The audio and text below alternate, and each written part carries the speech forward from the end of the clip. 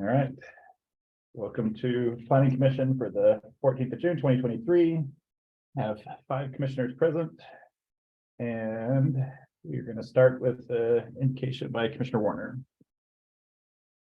My Father in heaven, we're grateful to gather this night and thankful for blessings which blessed our lives. We're grateful to be able to serve in for the good community we serve in. We pray that thy spirit will be with us tonight, that we can have the discussions that will be helpful to moving the city in good directions. Help us to understand the issues that we face and to make good recommendations. And we pray for these things in the name of Jesus Christ. Amen. Amen. Thank you. All right, item 3 is the approval of minutes from previous meeting. Is there any discussion other than we need to make sure that Commissioner Rowley was not opposed to adjourning? Yes. We have a motion to approve the minutes. I make a motion to approve the minutes from May 24th, was it? Okay, yep, 24th. We have a motion. We have a second. I'll second. Commissioner Marzan, all in favor by yes? Yes. Okay. Public forum. We do have public here. You didn't want to address No, it? I'm good. Okay, No. do we have anybody on? I can't see if we have. Doesn't look like it.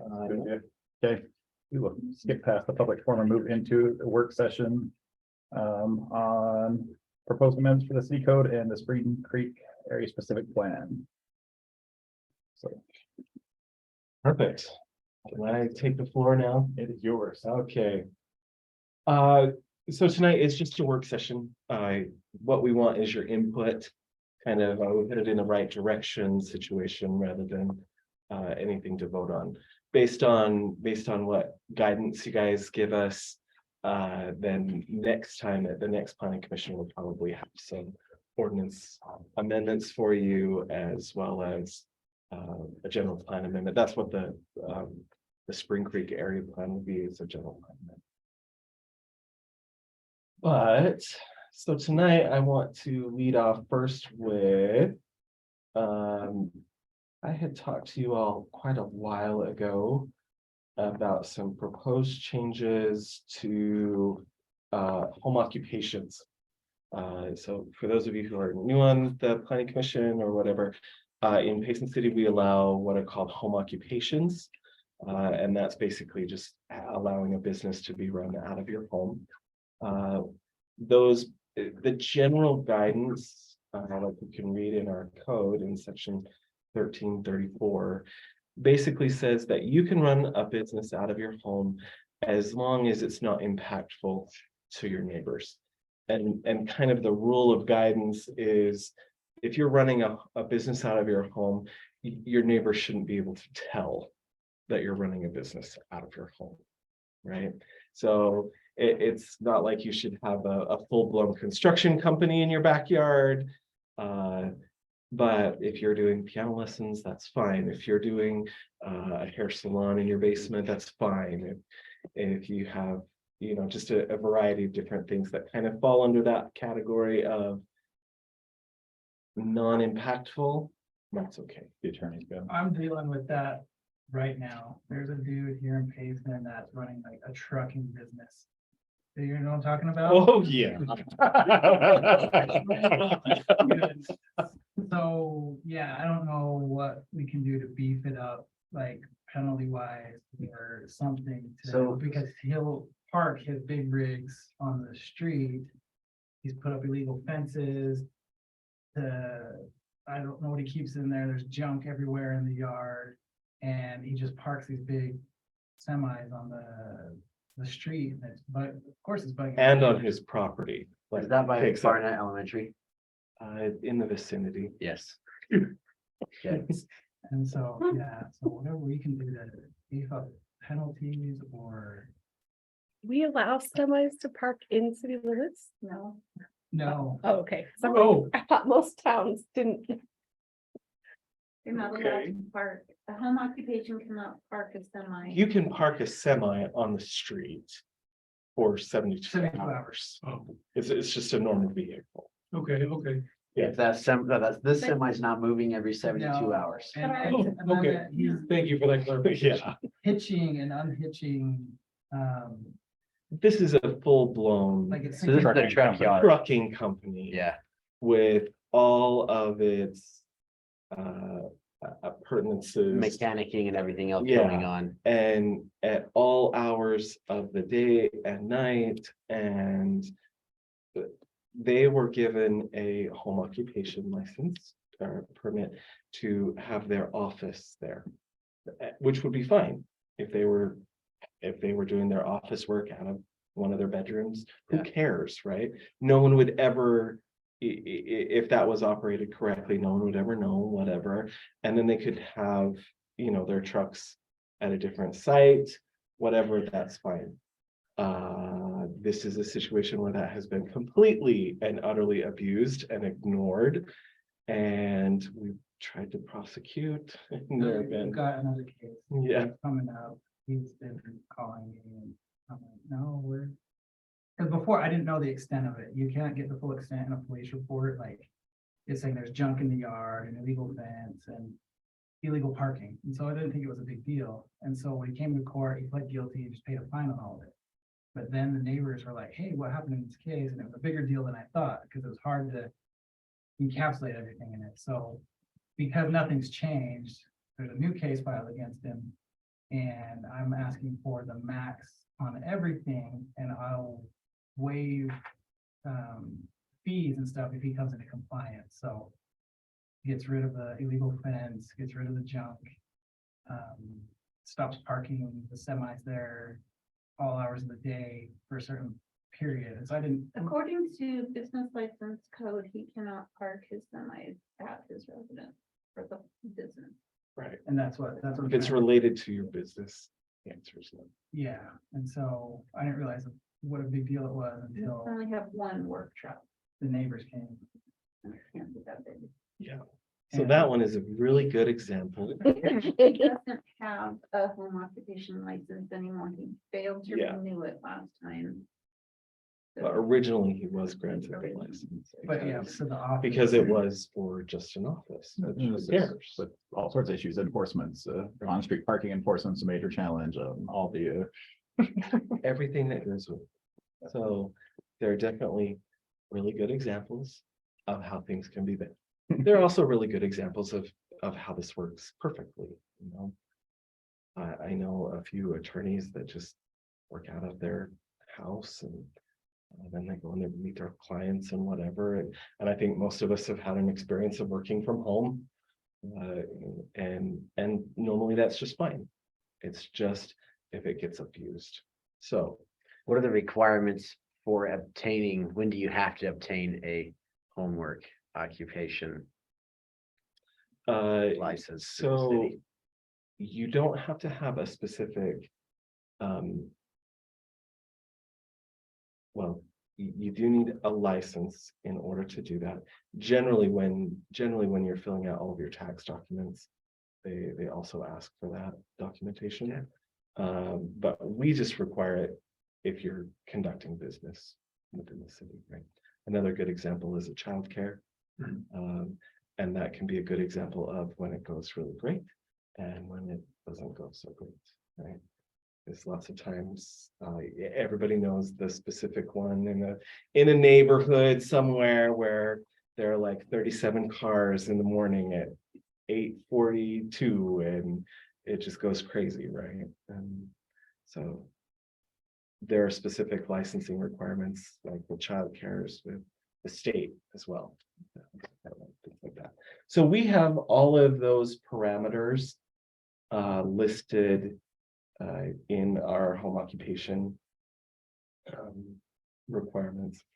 So whenever this is kind of how I do amendments, whenever you see red strike through, that means we're changing that either word or paragraph or sentence or whatever. And if you see something written in blue, that means that we're adding. Those are parts that we're putting in. So in this case, I just was reading through and childcare is one word, childcare is not two words. So little minor things like that, who cares, right? What we really want to talk about tonight is some of the substance, and we were the department was approached by some folks with the possibility of changing our ordinance to allow home occupations in accessory structures on the lot. So right now, you can have a home occupation, but it has to be within your dwelling. And our code allows for a little bit of storage associated with the home occupation to be in an accessory structure. But the request that we received was to explore the possibility of having a home occupation in an accessory dwelling. Like, think of tough shed that is operating. You might have your home office out there or something like that, right? And also to look at some of the size requirements that we currently have with home occupation. So currently, our code says that the area used for the home occupation shall not exceed 25% of the dwelling or 500 square feet, whichever is less. So if you have a 2,000 square foot home, then that equals 500 square feet. But you can't have any more than that. The way that we're proposing is, don't worry about the percentage requirement. We're just having a capped square footage of 600 square feet. That allows for a little bit larger. They would need a building permit for a structure that size, which would have to comply with all building codes that we have. But a 20 by 30 building essentially is what we're. Does that address the storage of materials?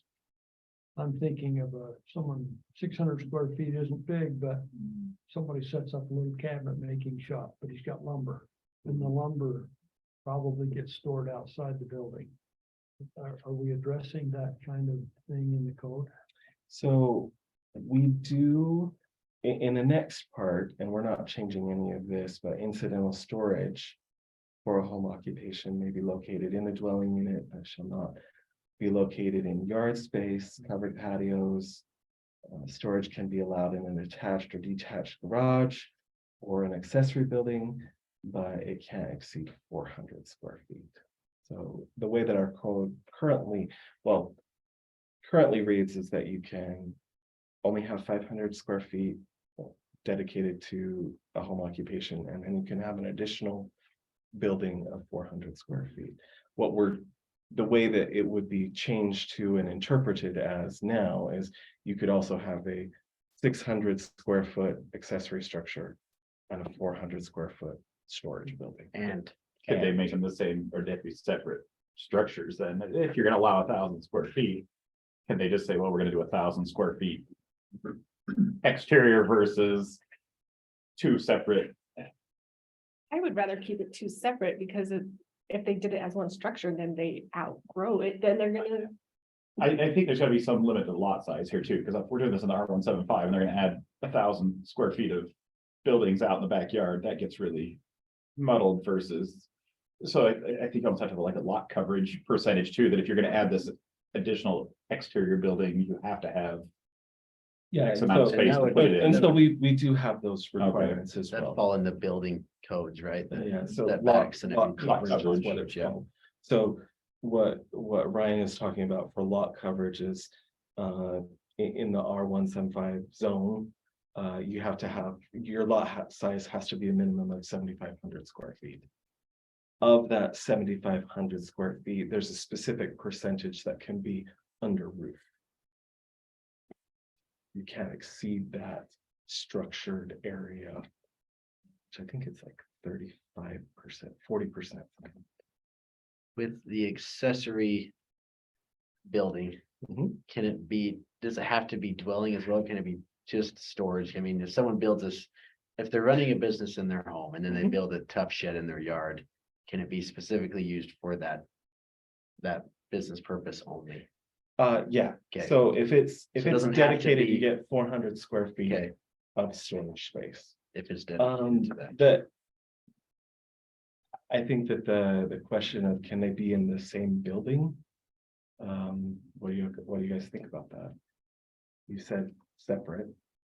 And see, for me, look, I think it'd be cleaner if you had it under a single roof, that you're like, here's 1,000 square foot building instead of two buildings smacked next to each other so they can have access between opening the doors. At least to me, looks wise, I'd agree. The looks becomes are- cleaner than multiple buildings. And so, Well, but how do you regulate that then? And then they don't fill 1,000-foot cabinet shop with, well, this is storage, this, and so I think we come into how do you regulate that where they don't just say, oh, I need 600 for the business and 400 for storage, and now I have an additional 1,000. Yeah, I go to 800 for business, 200 for storage. Yeah. Yeah. Which So. in the scheme of things, first of all, how do we enforce that? That's a good question. Right. And then you get to Brandon's point. It's You have hard a to- situation that, You must install a camera linked to the city so they can. so we can be lawyers all the I time. was gonna say, do we have a drone? Like, we have budget for a drone? We actually have one. Okay, so We there, got one this week. I was Yeah. so we excited. have a rain drone. But we're not using it for those purposes, Oh, no. ever. The frustrating thing for people of the neighbors. Notice and a hearing, and it moves so slow to get to the process. We have the arraignment, then we have the pre-trial, and then. If they don't want to comply, then we set the trial. It's so far out, all the neighbors get frustrated, right. impatient, and think that the city's not doing anything, when in fact we are. Yeah. And so when we get the first conviction, we can enhance things on certain things later. It's just a matter of getting there, and people lose their patience. So you may hear people talking and saying, oh, the city of Payson's not doing anything. No, we are. It's just It's the a wheels of process. justice go slowly and. And thank goodness for that process, really. Right. Yes. It's a double-edged sword, right? It not only protects us, but it allows a process for correction. But everything, I'll be 100% honest. Somebody could have a 1,200 square foot building in their backyard right now, and I would have no idea. There are people that have that. And that's the whole point Right. of a home occupation. That you should not know if it's your neighbor's Mhm. tool shed or their cabinet shop, right? Mhm. That's why we allow these things. It provides, we live in a crazy economy. And it provides opportunity for economic advancement, but the double-edged sword is it allows opportunity for enforcement issues. And I guess, And go ahead. no, thank you. I guess luckily, for every bad apple, there's 100 people that Oh, are doing it 100%. right. And so as we reword these things, I just hope we urge on the side of caution of regulating our good citizens to death. And we do have processes when things go way off the wall to correct it, as slow as it may be. But I hope Payson City is never seen as one that discourages economic advancement and growth and entrepreneurship and business. And so I would just hope as we make these changes, we're thoughtful about how we do it to not hurt those that are doing it right, right? The old saying, one person ruins it for everybody. We can't let it be that way. Council. So should there be, and then I'm just throwing out ideas, like, should there be something that it can't exceed 75% of the size of the primary structure of the property? Or if you have 1,000 square foot house with 1,000 square foot accessory, I mean, I don't know. I'm just throwing things out there as I'm thinking about that or you have an 800 square foot footprint at home and you're putting 1,000 square foot, Yeah. shed out in the back to work out of, but In our accessory structure, like the overall regulations for accessory structures, there's regulations like that. So you can't have an enormous shop in the back of your, 800 square foot right. two-bedroom house. Right, but if you were like in a big lot, like we have some of those, Mhm. Yeah. but maybe, I don't know how to satisfy both. But if it's one structure that's over 600 square feet, they can't have an accessory storage. Or they could have, Well, that would be their total, yeah, it's 1,000 square feet, But I mean, really, I could put 4 sheds on my property, right? As long as I don't exceed my A lot. lot coverage. Right, So I could keep building sheds on my property and just have shed after shed. because after I'm gonna have a helipad in my backyard eventually, Right. just to get quicker to these meetings. you know, I get just the to- first right. Maybe second, right after the wife, sure, that's second, sure. So anyway, that's, But So- it's square footage though, so it's not gonna be advantageous for someone to build a bunch of buildings. They'll just build one for sake of cost and sake of not getting as many permits as they need and everything. So I think the square footage cap would solve the problem of someone building multiple buildings versus just one big one. Right. In some way, to the other points. You probably will have a situation where, well, actually, that's just my storage shed for my regular stuff. that's why I store the boat and everything else. And now I'm building the next. This is my she shed, this is my man cave, right, right. And then I think that's where we go up one level and say, okay, what's the overall use of this site? Like, are they getting lumber deliveries every day? And then we have other triggers that look at that to say, really, your property is becoming more of a commercial use and your dwelling is the accessory part, right? Then we have mechanisms actually that we can go in and say, you know what? We've observed these things. Your home is no longer operating as a home, it's a commercial area. And we have space in our city for that. It's time that you need to move your business that way or reduce the intensity of your home occupation. Does the code dictate then how enforcement is enforced, or is it Gets a? to be your job again. So.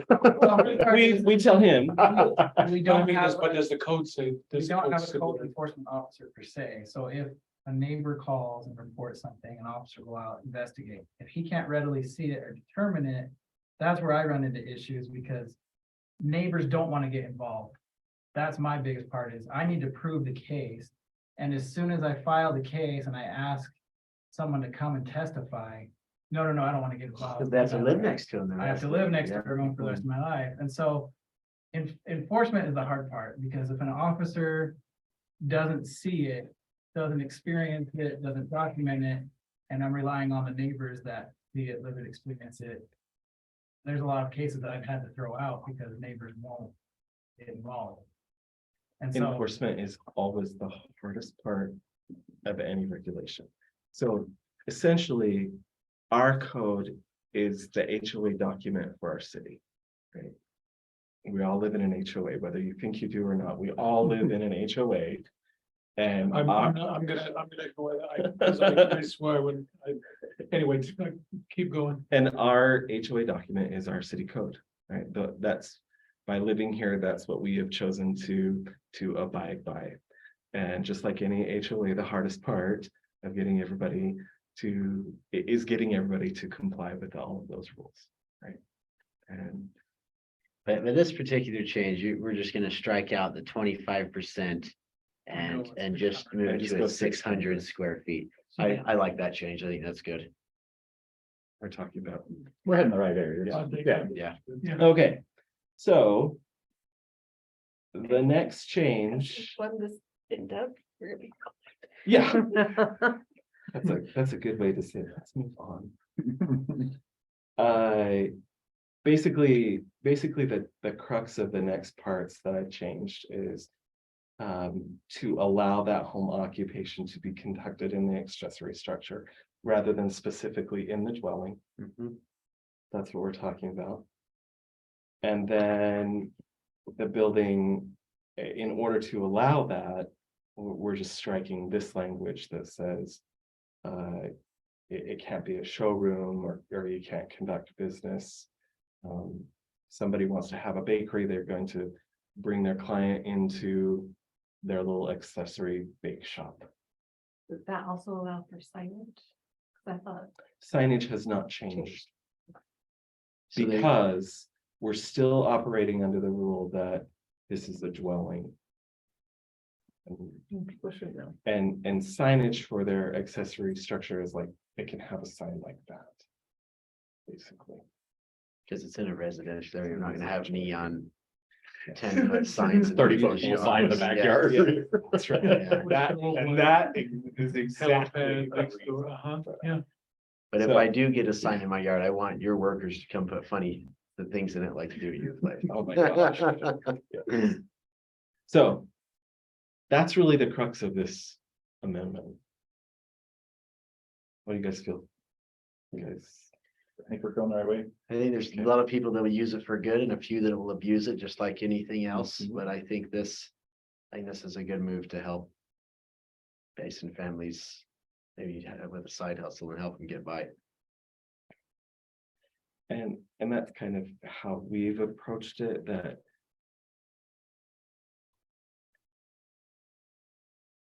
yeah, we're allowing a little bit. Are all of these things that we're amending tonight happening already? Yes. Well, and hopefully we can help with the enforcement, well, not the enforcement, but when there is a bad apple, we have dozens of complaints. Hopefully we can put some more teeth to shut those down and. Good. Okay. Very good. Number one. Number two is a little bit more intense.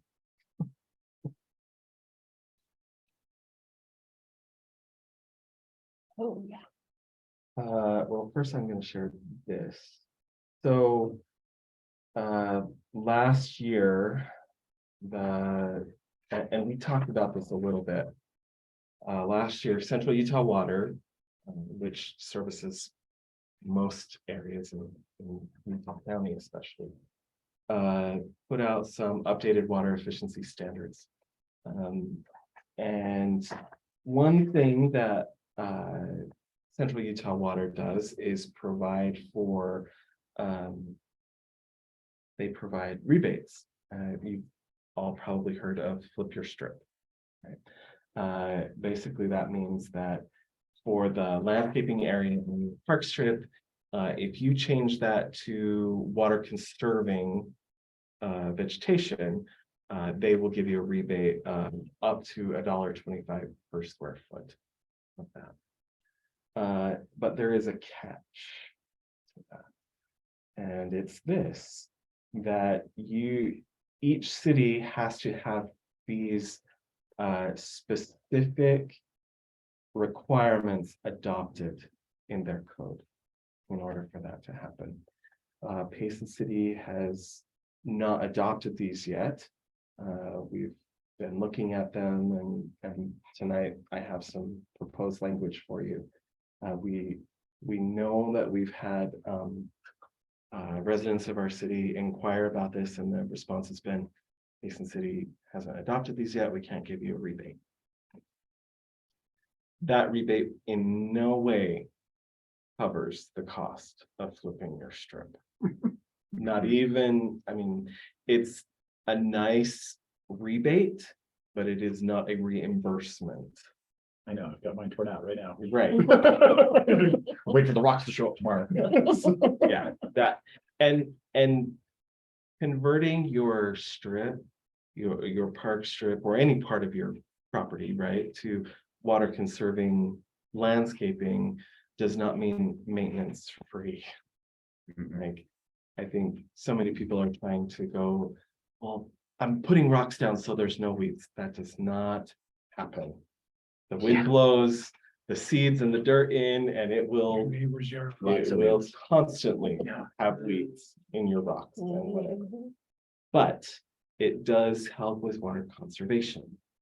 So what we have proposed is basically I have written the language that they have almost verbatim, talking about the purpose, talking about how it can be applicable to Payson residents.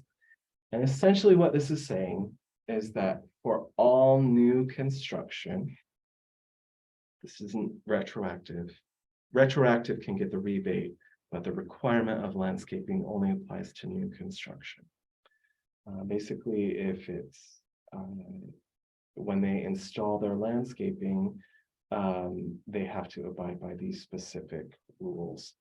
And those rules are.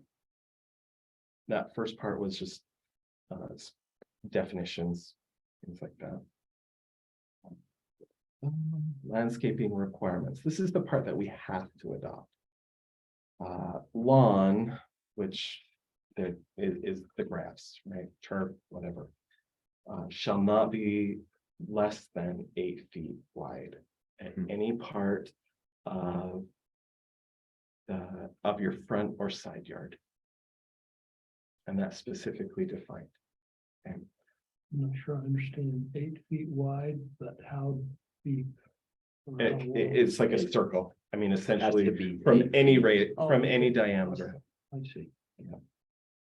So that automatically eliminates a park strip.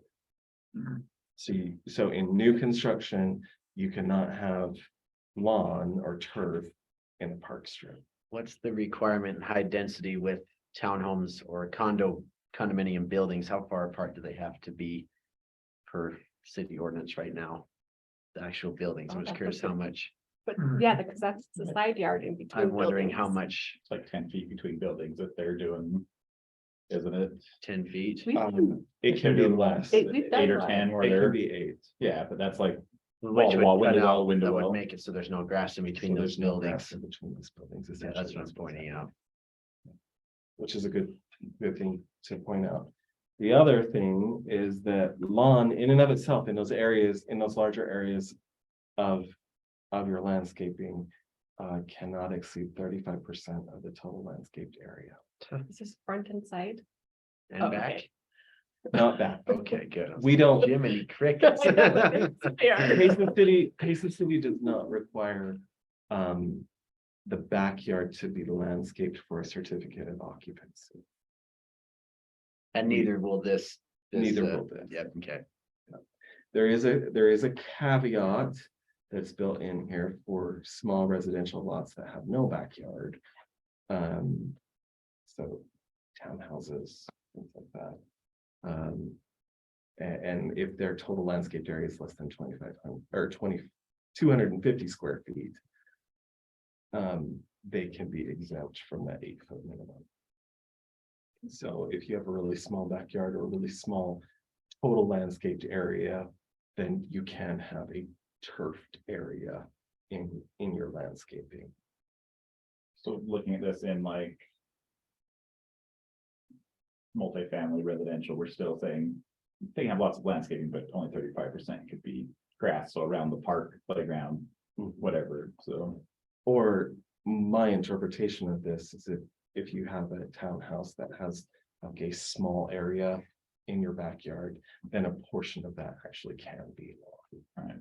I'm just talking like the community areas where, you know, they're gonna have kids on a playground or somewhere to play frisbee or something like Yeah. that. Are we giving them enough? And those are, there are active recreation areas that are defined up here. Okay, That allow for, basically, we're not talking about parks can't have to be limited to 35%. Right. That's not the case. We understand that those areas are super important to have fenced and to have that turf area for play and for ball and all that kind of stuff. So if it's a park or if it's the amenity area of a complex, yeah, that's not going to count. Let me make sure I've understood. If I build a single family home, 35% of my front yard can be grass and no more. That's correct. Okay. That's correct. How will this impact the green space requirements that Payson City currently has for developments? It won't impact because that's all landscaping. Everything in your front yard is still going to be considered landscaping. It just can't be all grass, is essentially what this is saying. Is there anything about not making it concrete? well, that would be a landscape area, so it wouldn't count because it was. So that's a really good point, though.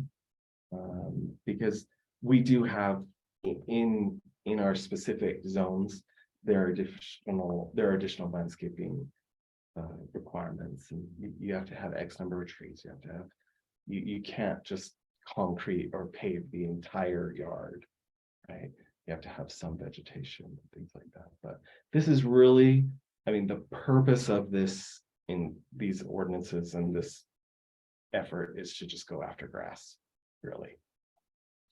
Grass is thirsty, and we live in a desert, and it's important, but the idea is you can't just bring sod in and go fence to fence.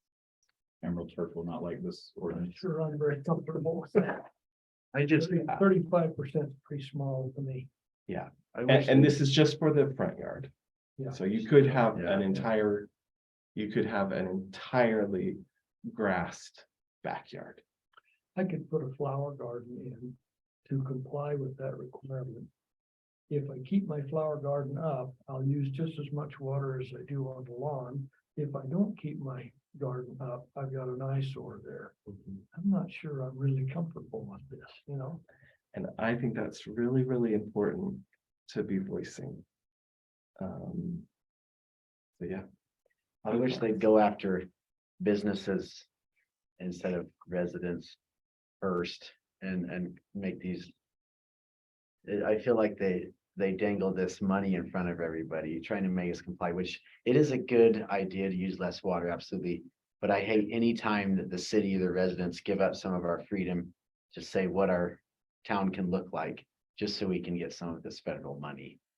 This is not federal money. That's what that's what I was thinking you were implying, is that it's not from federal, it's somebody's idea, but we still. But it's still, the principle that you're talking about is the same, regardless of the. Where does the money, funding where does the money come from the rebate then? source. Central Utah Waters, Okay, their revenue sources, Oh, okay. okay. which they have a lot of. revenue sources. yes, they do, yeah, Their water is very expensive. yes. And so this is Central Utah Water Conservancy District money. And so in order to allow residents to get it, The city has to comply with these things. Have we had a lot of residents reach out about this particular things? About getting I a wouldn't rebate? say a lot.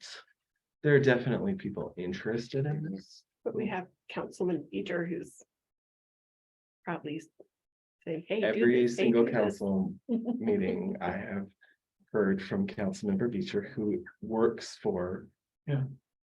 Central Utah Water, saying, when is this coming? So that is the great thing about planning commission is you don't have constituents. So you are the litmus test for the city, right? Like, is this a good thing? Is this going to be more expensive for development?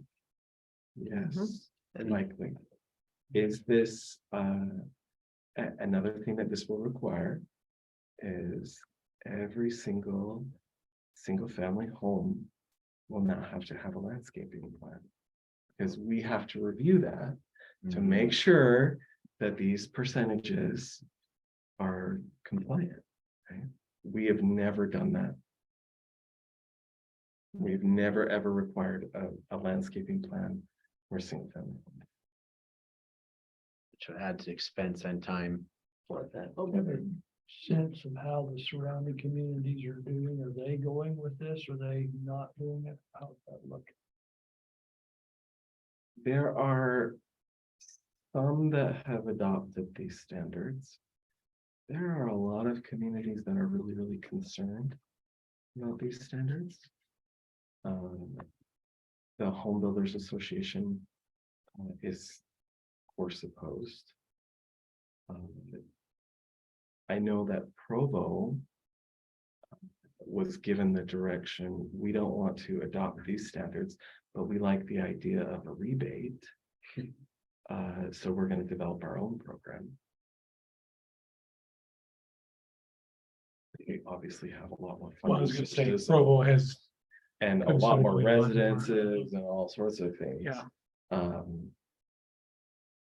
You know, you think about a 6-foot wide planter strip for the average length of 6 by 70 feet.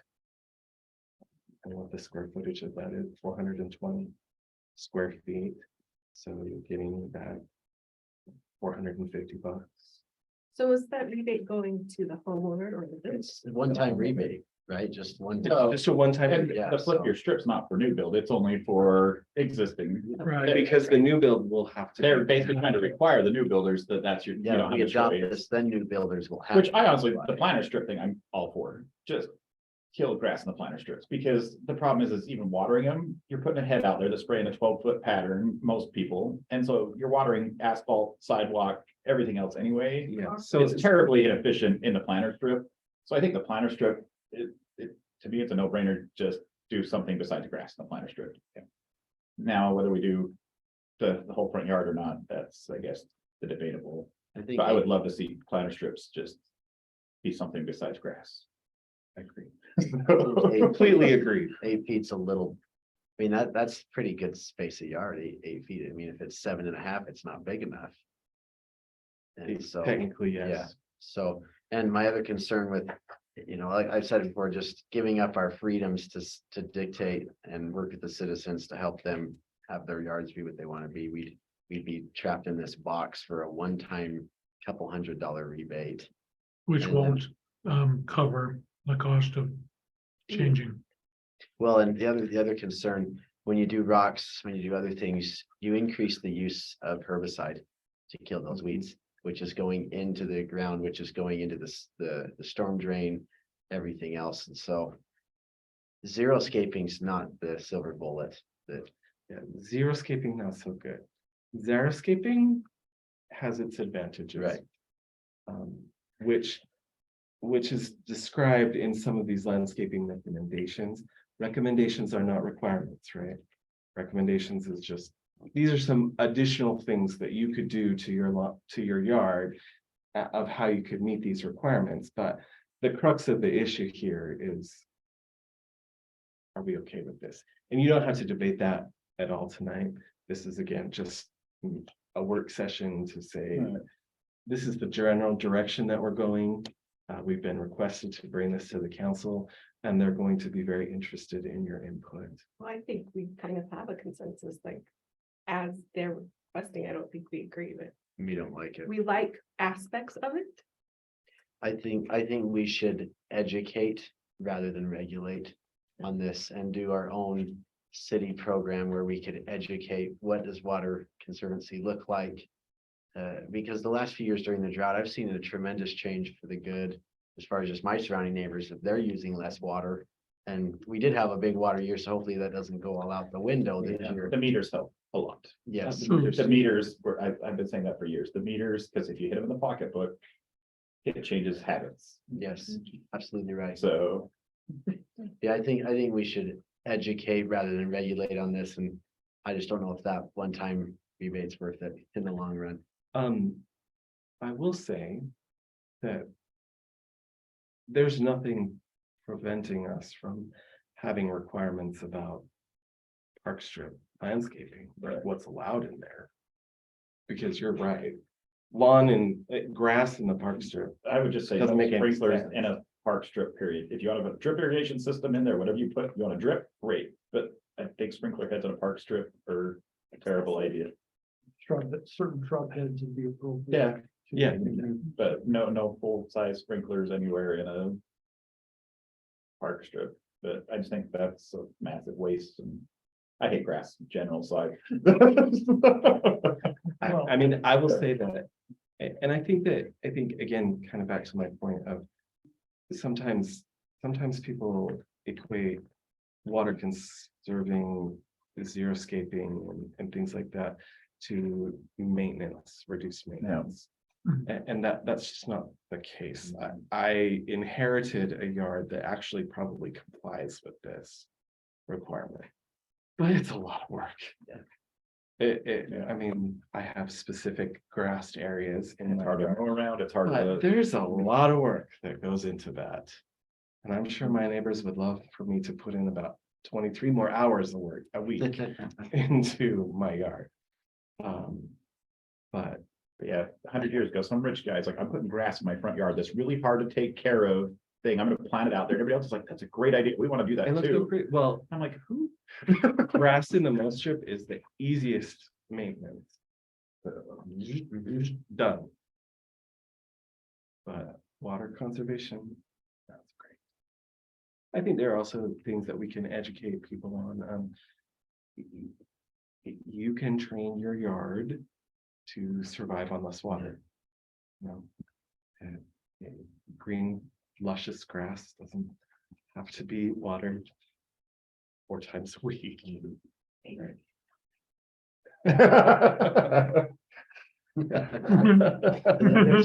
We do live in the desert, but there are benefits to green space too. There Absolutely. really are. And so I Absolutely. think there's a fine balance to strike here between getting rid of all the grass, which would just make it hotter. It really would, Yeah. and more herbicide, more Roundup around. I just, yeah, So, I really appreciate this discussion. We will, this ordinance amendment will probably come to you unchanged. But we want you to, on the record, Make a have that recommendation to them. have that discussion about why. Specifically in your findings of why you're not making a positive recommendation to the city council. That'll be important for them. Is there gonna be a point that we're forced to do this? If the city If council the city doesn't do council it, says yes, Like from the state or the central water conservatory, is there gonna be? a- water conservation is not going away. Absolutely.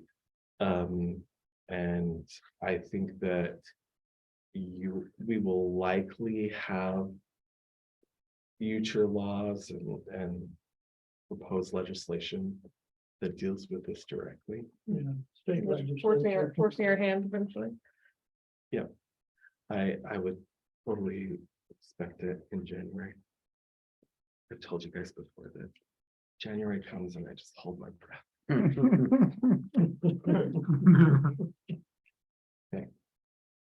Good. The last thing that I want to talk about is the Spring Creek area plan. I hope that you guys had a chance to look at that really quick. I realized it was 118 pages. What did you Yeah, guys but go half working of on it this? was buying things. So, Oh, come on. What? so for those of you who are new, this does have a history. This project was started before I came. And we are getting within eyeshot of the finish. So, and that's really exciting. But really this plan specifically talks about how kind of the West Mountain area of Payson will develop in the future and what our plans for them.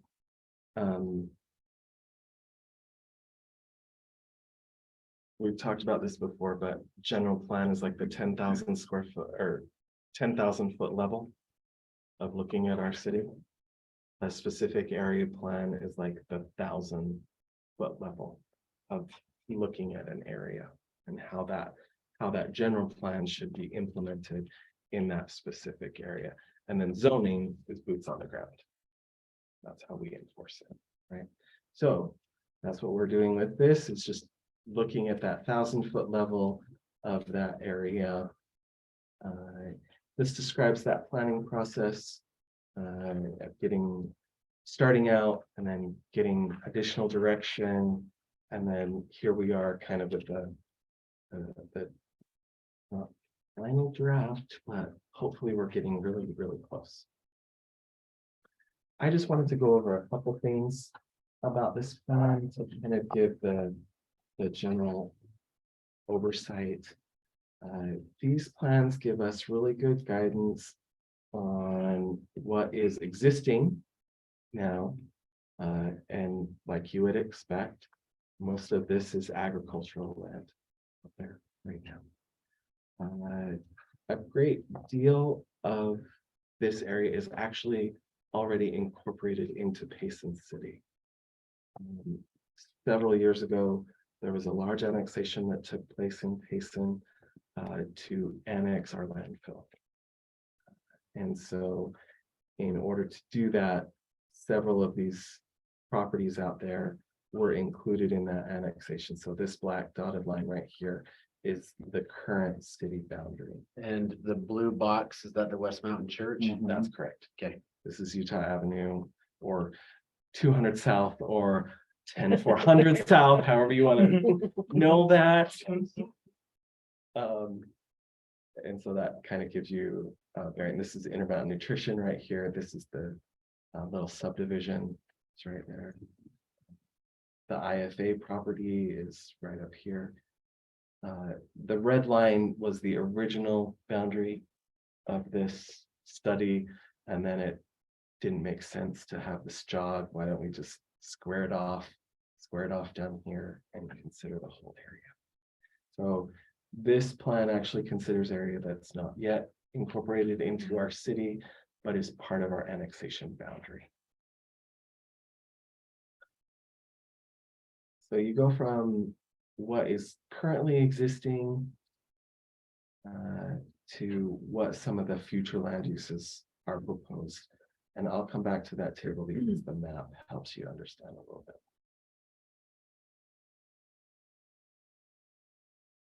So this is from all of that information, direction from city council, kind of what the future land use proposals are for the area.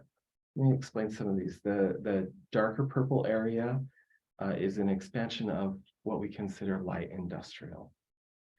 There are some heavy industrial uses out there now. There was a cement plant, a batch plant that was put in not too long ago. That was allowed because it's currently in the county. And the county allows for those heavier industrial uses. This plan would not allow for that use. So per annexation, would they have to change? No, they're legally non-conforming. It's just if that property ever sells, then the new use couldn't. It could be the You same couldn't use, go put a new batch plant out Yeah. there Couldn't expand it. but as long as whoever until occupies it's it. incorporated into the city. Is this the same one that's wants a conditional use? No, No, it's a different. that's one. Geneva. Okay. That's off On by the North sewer Main plant, Street. yeah. This one, they didn't need our permission to do that because it's county. the county, right? Yeah, as long as they continue to operate under that same business, they can continue to do it because they were allowed at the time. But if anybody wanted to change what they're using it for, then they couldn't be heavy So if they're industrial anymore. annexed, they'll be grandfathered in Yeah. and they'll be conforming until, well, Non- non-conforming. Legally non-conforming. Yep, until somebody changes the use of it, then you can say that's not acceptable Yeah, use. once that use goes away, they lose their own. Yeah, The likelihood of that happening in the incredible building Not likely. state that we're in, probably not likely. The green area, this is what we consider rural residential. These are minimum of 1 acre lots. That's the minimum size. That's the minimum size of the area. And then there was a lot of input on this plan of existing homeowners, existing property owners out there that really enjoy that rural lifestyle, which I think is really important in our city, right? And so we wanted to make sure that there was space for that to happen. Large lot residential, this is up to 2 units to the acre, so half-acre lots. In this kind of greenish yellow area. The yellow area is up to 4 units to the acre. So quarter-acre lots. And then the brown part is kind of this mixed density, which is up to 8 units per acre, and those would allow for attached single-family dwellings, so townhouses, not stacked, but townhouses. Or twin homes. We did that strategically, or we made those recommendations strategically based on available transportation corridors. This is the 8th South corridor. The city got a bunch of money to decide where this connection, which is super important, the extension of the 8th South is really, really important for our future city. And allowing, and really that's kind of what makes a lot of this possible into the future is having a freeway access in a corridor along there. Customarily, when you have larger roads like that, which is, is planned to be a 5-lane road with quite a bit of trail and everything on the side. One way to buffer that intense road is to provide a little bit more density along that, which makes sense because you have the transportation corridor and capacity to handle that kind of density. So Robert, we're looking at the Red Bridge development, so the 4-way stop by Wendy's that currently dead ends right there, and it would come all the way through. So it would Okay. basically start to elevate right here Uh-huh, to go over both railroad lines, okay. and then would start to come down. And then this becomes kind of a critical. And what about the freeway on-ramp, off-ramp? Is that any, I know this isn't part of that plan, but is that anything that's in the works as far as making that interchange bigger to handle the future? UDOT knows that needs to happen. I thought, Representative Welton said that there's funding that we've jumped so that we That's get, for the North Main. okay.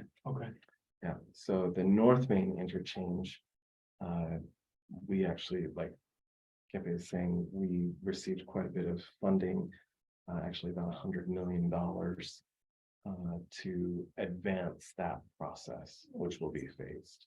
Yeah, we jumped a couple other places. Yeah, we went from like 64 to number 1. Yeah. Yeah. Which again, I don't get what's the reason. I mean, fantastic. Yeah, there were a lot of really, It's really good.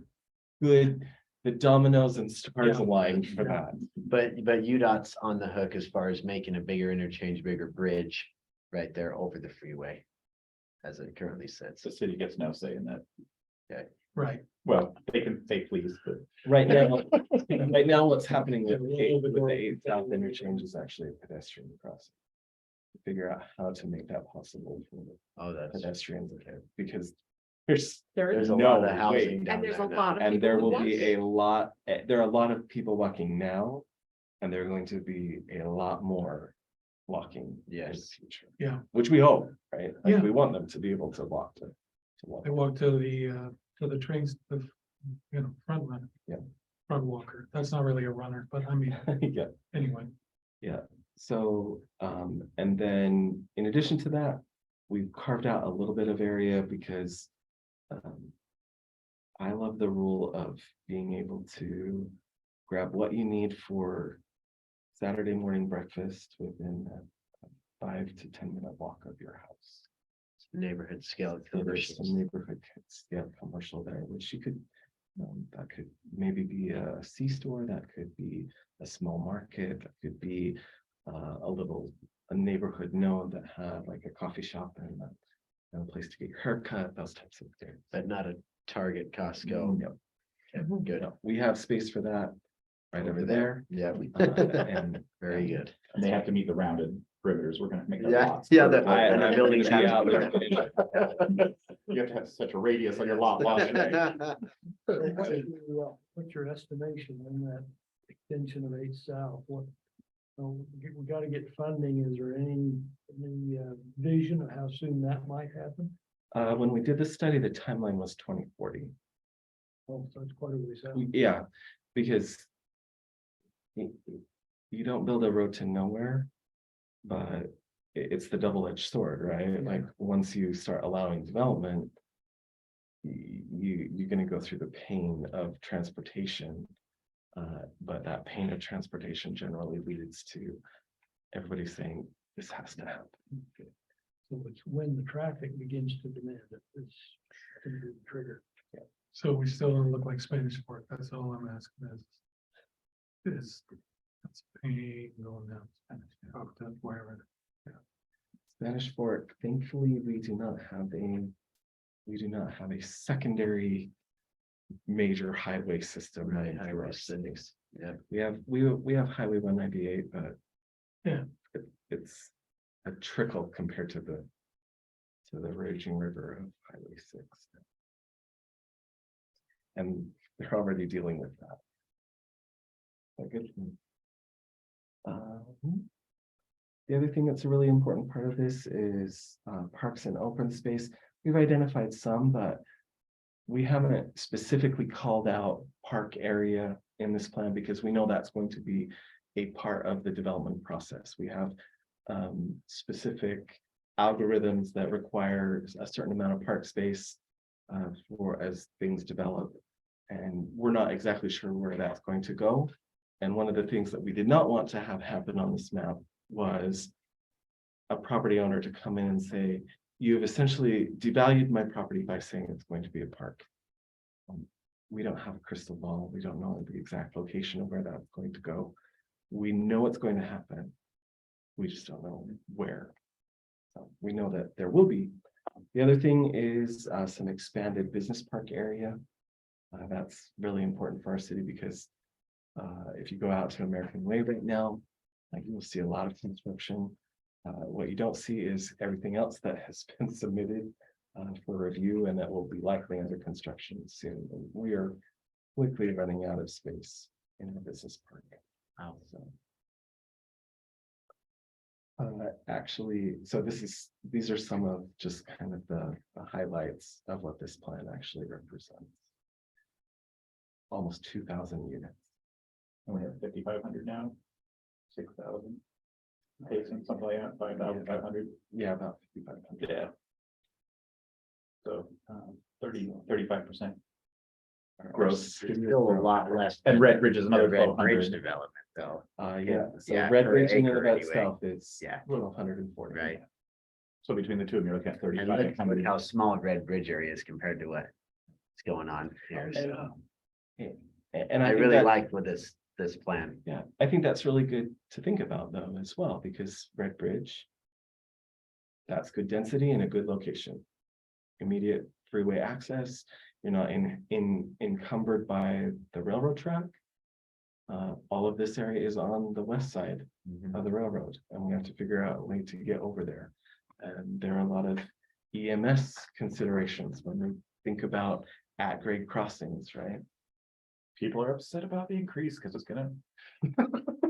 So along with this, I will be honest and say I didn't read it, I am hurt. but along with this plan, I know in our general plan, we kind of said like 5 to 10 years, this area will develop, and then is this like a future development in that plan? This development is going to be driven by developers and when they can provide utilities. And to the those area. costs, that was one of the things I was gonna point out. They wrote costs from a year ago. I bet you if you respect the costs that they're showing on here, they're 20, 30, 40% more or 50% more than what they've written in this plan. Yeah. Those are just estimations, and I actually wanted to touch on those a little bit to say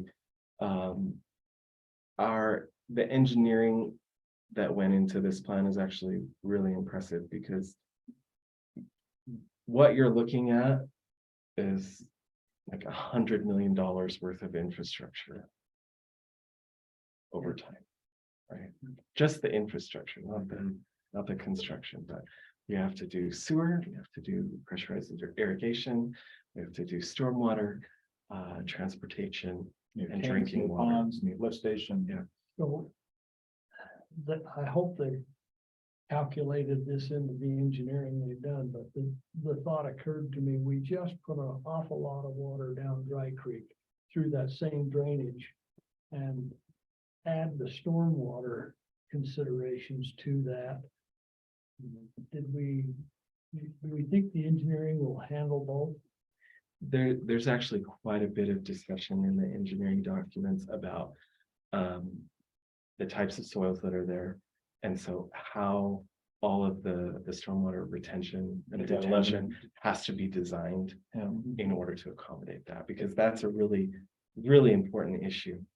And we as Payson City avoided some serious catastrophe this year through not necessarily because of all of the infrastructure that we have, but because of really well coordinated discussions and really well coordinated partnerships with the county, with Highline Canal, everything like that. So those going to be increasingly more important as we have more homes out there that can be at risk. But no, I thought the engineering, but again, I'm not an engineer, but it looks like they've done a pretty good job of. They've done a lot of analysis on this, definitely. Because like the engineering documents say, this is going to be, obviously, we know it's going to develop and we want it to do. We want it to develop in a good way that's actually beneficial to our city. Right? Sure.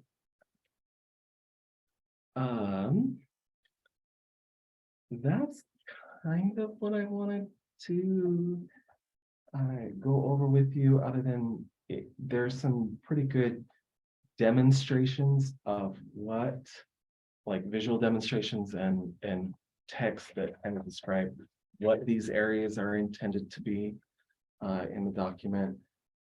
In the appendices, there's some pretty good understanding of like design, what we say when we say business park. What does that look like? What are we envisioning in that area? What do we mean when we say a trail? What do we mean when we say open space? That's where it kind of gets into the details in there. The other thing that this goes into pretty well are just goals, policies, implementation measures. This is really as we evaluate projects in the future. These are the things that we're going to be looking at to say, is this development accomplishing the goals that were set forth in this particular area? Obviously, not every single part of this plan is designed to make sure that the rural atmosphere is there. We've designed this plan specifically to provide area where that can be preserved. That doesn't necessarily mean that the entire plan has to be that rural agricultural area, right? We received a lot of comments from property owners that are like, this is how my family is going to sustain itself for the next generation and beyond, right? We've farmed for a long time. It's no longer lucrative for us, and this is our exit strategy. We've heard from a lot of property owners that are like, I want to be farming 50 years from now. Yeah. And that is absolutely okay. Just because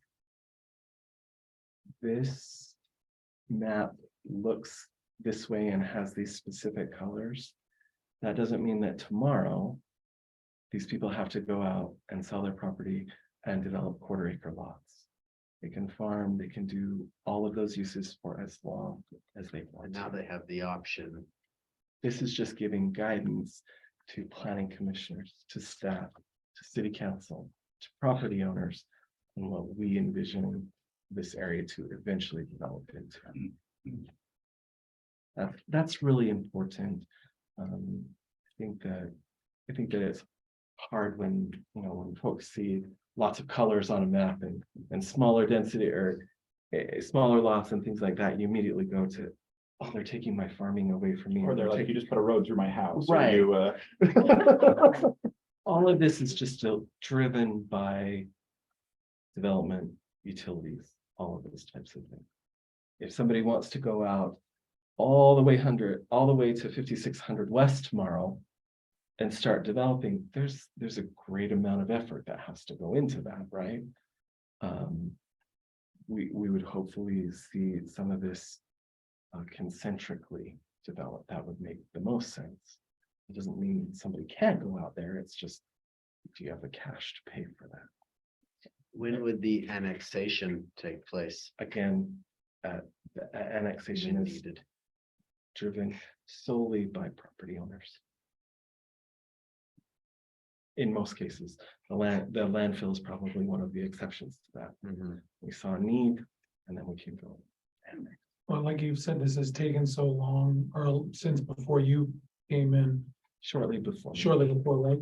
It's nice to be able to really put to a plan input that allows the public to give us feedback, as opposed to, we're gonna ram this down your throat because you didn't come to the meeting which we called, that we said, open forum, oh, nobody's here, go ahead and stop. Because we owe it to the citizens of Payson and West Mountain and, you know, any future annexation, to be able to allow them to help us merit our time on the planning commission, or say, this is how you made a difference while you were living there. That's right. To Jill's credit, over there in the corner, one of the first things that she talked to me about when I started this job was, Robert, I think this plan needs more effort. I think this plan needs more time and more people involved in it. And she's absolutely right. Like she is all the time. That's on record. That is on. Yeah, we're still recording. And we went and did that. Did we get 100% consensus on this plan? Heck no. Will you hear about that? Heck yes. But what you see before you probably represents the best plan that we can come up with that incorporates all of those things that are important. Are there folks that would love to see this completely all green? Absolutely. There are people that would love to see a lot more brown on this plan. Absolutely. But we just felt that this was probably the best way to divide up, accomplish a lot of goals, and think about what's best for Payson City as it grows, not just specific groups. Isn't the mayor complaining that he didn't get his equestrian park in yet?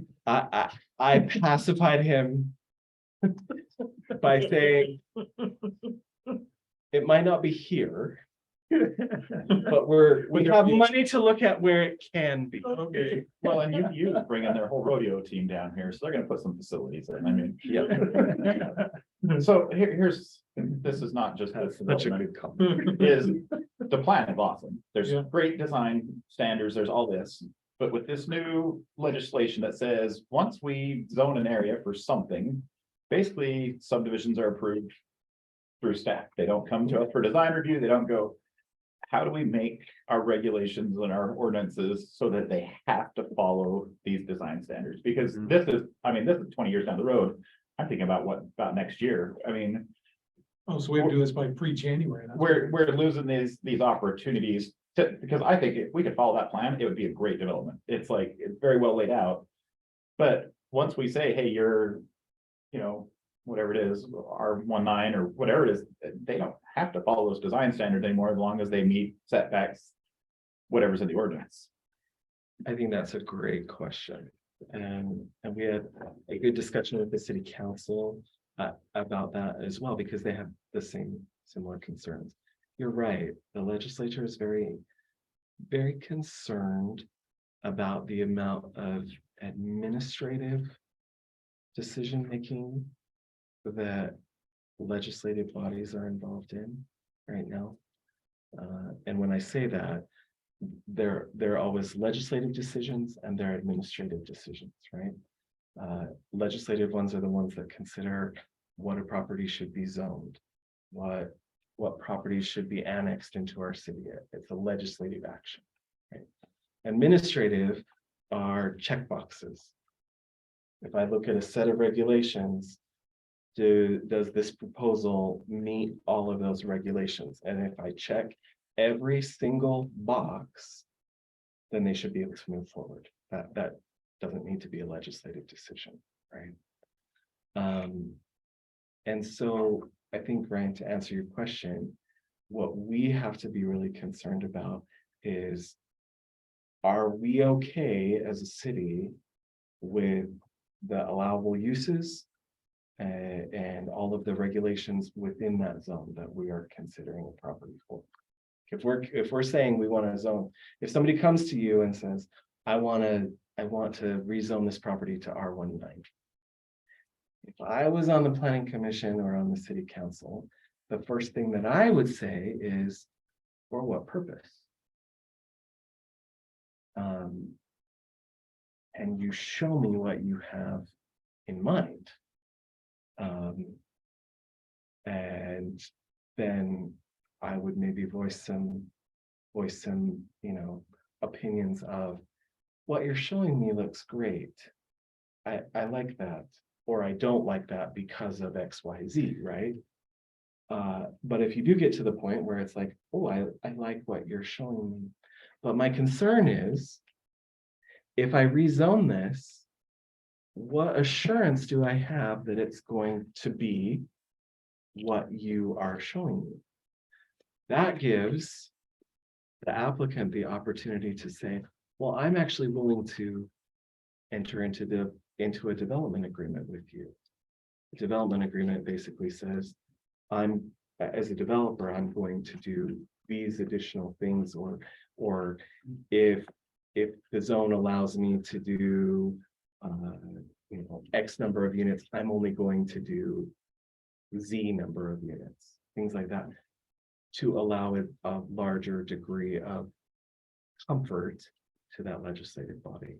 And you can even say, well, I would just feel better if those plans, what you're actually showing me, is part of that development agreement.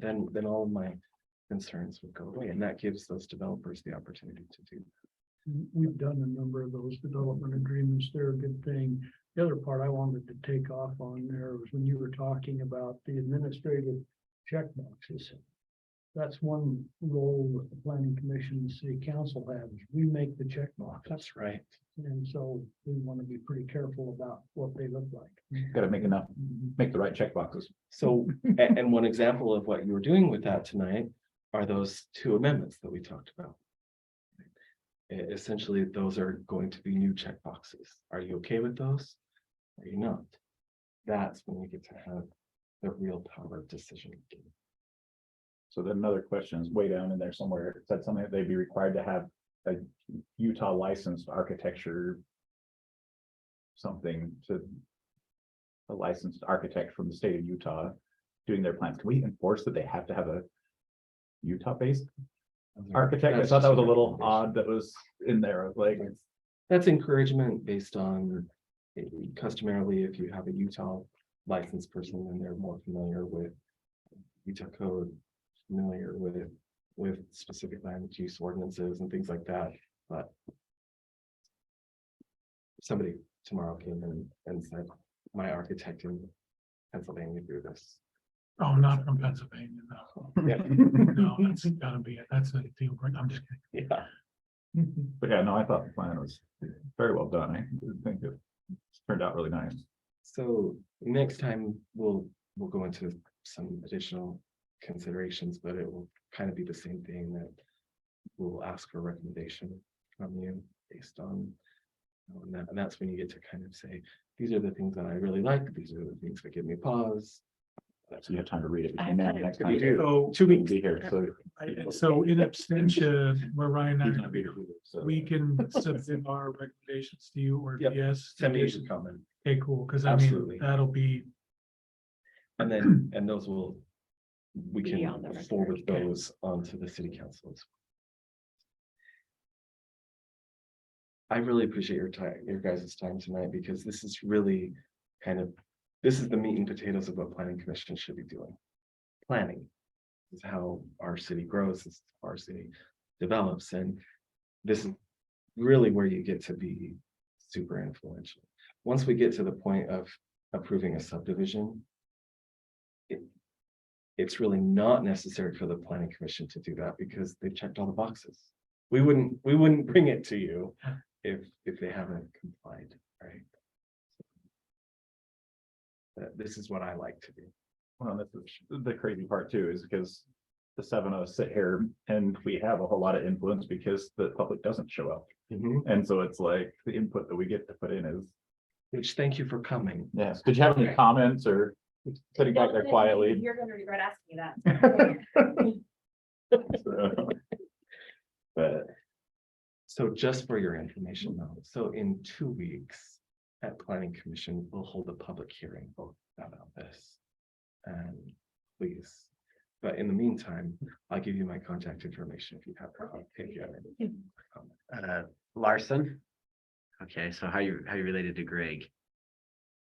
Larson, you don't know Greg, okay. I'm Spanish Fort Zealand area, but we own ground north end of Payson boundaries. So, I mean, I'm, Gary Larson, Mhm. that's my mother. Okay. So that falls inside this planning area then, the No, property, or is it it just to the north of I'm it? like curious. Yes, you guys are way better at Spanish work in it. Well, we knew. That's on the record. We could have told you. Take now. We could have told. Yeah, that's my concern is I am the next generation that's gonna be farming and I haven't plans to work, so. Trying to, Buy your neighbors out or keep going at it? I mean. Trying to. Yeah.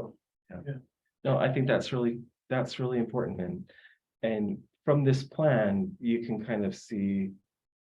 Probably where those additional properties, what we're going to be thinking about, right? Right. Like if we meant for the next row to be super residential and dense. We probably would have a different color on the north, right? I wish it was all green. I'm one of those. Oh, yeah. Yeah. I love driving out there. I mean, there's a part of my childhood that's out there of going to a dairy farm and stuff like that, right? Like. There's the other part of we're a growing state. And not and contrary to popular opinion. The majority of our growth is not from California. Or any other place. Majority of our growth is from our own families. Right? And we have to have space for them. But lack of financial feasibility study at the end where science is basically, oh, they should just put 20 units per acre out here for the most profitable. That would definitely be Yeah. the most profitable That, thing. that was their, Somebody at Zion's thought of that, and I'm When- proud of whoever that is. But I mean, but it's got a lot of input so that way, I mean, you can hear all the perspectives, right? I mean, suppose you read the whole thing, which I haven't as well. But I did get scared at 118 pages. Manuscript, sorry, is the fact that you're gonna want it so that we can have a discussion in 2040 or wherever we do. And it's, well, we've got to set it up so that it looks like this, or these are the lessons that we learned from the people who were on planning commission in 2023.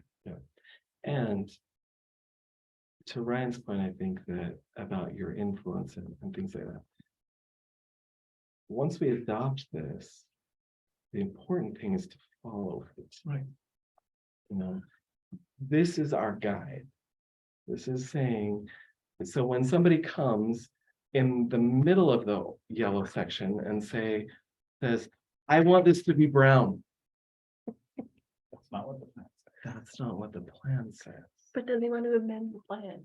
Then they can amend the plan. If you can say, Right, then they'll interview to be on planning commission, and then the other 6 of us will go, how is California? Yeah, good. Shut up, you're gonna be in the minority. Yeah. And So- or, you know, just to be able to just speak up our side of our view on Yeah. where the plan originated, yeah. so having the plan is only 50% of the solution. To go along with what we're saying, like amendments, I know a lot of times developers push you guys, and then you bring it to us, but it'd be really nice if we had your honest opinion. Oh, yes. Yeah. So we've kind of shifted a little bit and we will give you a recommendation. Because they've started in the last couple of months, being the staff's recommendation is. Yeah, I was getting really sick of developers saying, I want what I want. Mhm. I think that's a really good point. Really, really good point. Any other final thoughts on this? I kept you longer than I thought I would. This was good No, I discussion give it tonight. to Lee. I really, really appreciate the discussion. That's all I have, Chair. Motion to adjourn. We have a motion, do we have a second? Second. All in favor, but yes. Yeah. Yeah. No, I'm sorry. Yeah. You Yes. can't make the motion and then oppose it. It doesn't work. I know, I'm feeling like